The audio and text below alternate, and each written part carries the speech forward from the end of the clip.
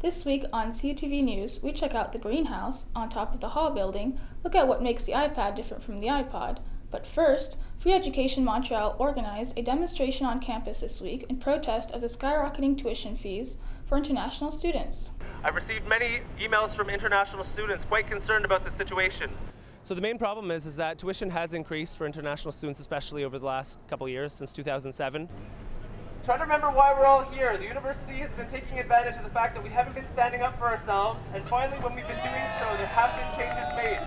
The significance of throwing the shoe is that the tuition has increased throughout the past couple of years for international students. They're very upset because they weren't told beforehand how much it would increase by. Many of them found out when they got to Canada. We've had a couple of meetings where about 200 students showed up in a very small room and spoke against having this fee structure changed.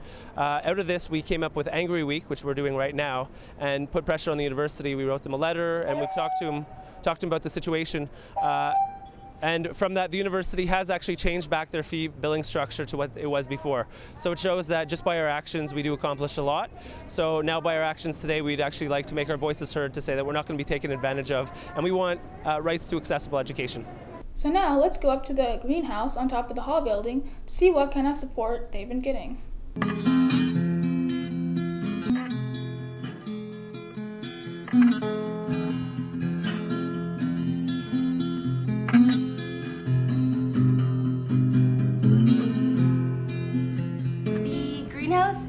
Part of the original infrastructure of the building. It was built in the 60s.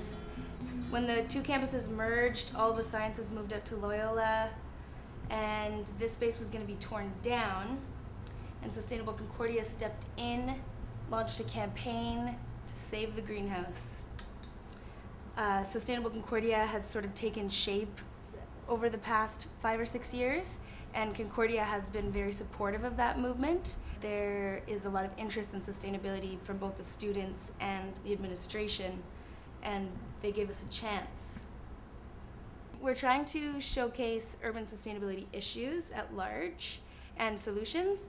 So one of our most fun projects is the aquaculture system, the recirculating aquaculture system, which is a very creative way of dealing with some of the issues that surround the aquaculture industry. Down here we have the fish.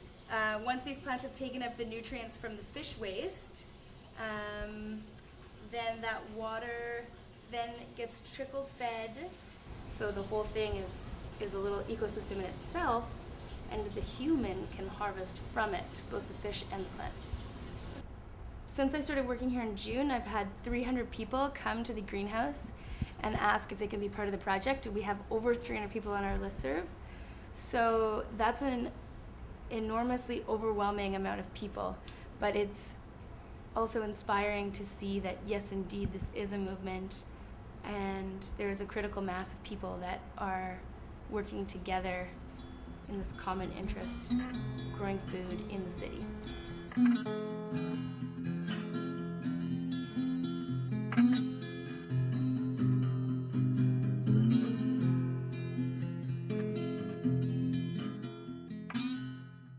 The iPad was released today, so CUTV went to the Concordia Computer store in the Hall building to check it out. We wanted to find out what makes it different from an iPod Touch. So hello Carl, I'm Fadi. Hey, pleasure meeting you. Nice to meet you too.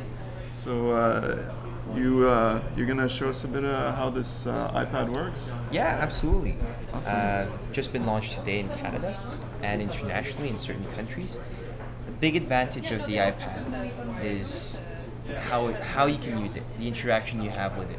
Now, you might come up to me and say, oh, I have the iPhone, the iPod Touch. What's the difference? Yeah. It's a good question. But the big difference, the screen size, first of all. And are you actually going to read a book or browse the web for certain hours on your iPod or iPhone? Debatable, right? And I stayed off. I didn't have my computer for a week, so I was stuck with my iPhone to browse the web, check my emails, read articles, and that was pretty painful. Obviously, if you're a graphic designer, you're not going to replace this with your main computer, which is your MacBook Pro most probably, or your iMac. You'll use it as a secondary device for web browsing, e-reading, listening to music, carrying it around. Really very limited stuff. Yeah. You can't run Final Cut You cannot run Adobe, the Creative Suite. That's really specifically for your computer. But here, the thing you can do, which you can do a lot better on your iPad than on any other computer, is browsing the web, reading books, reading articles, newspapers, your basic stuff that you do every day. This is Elsa from CUTV News. We'll see you next time.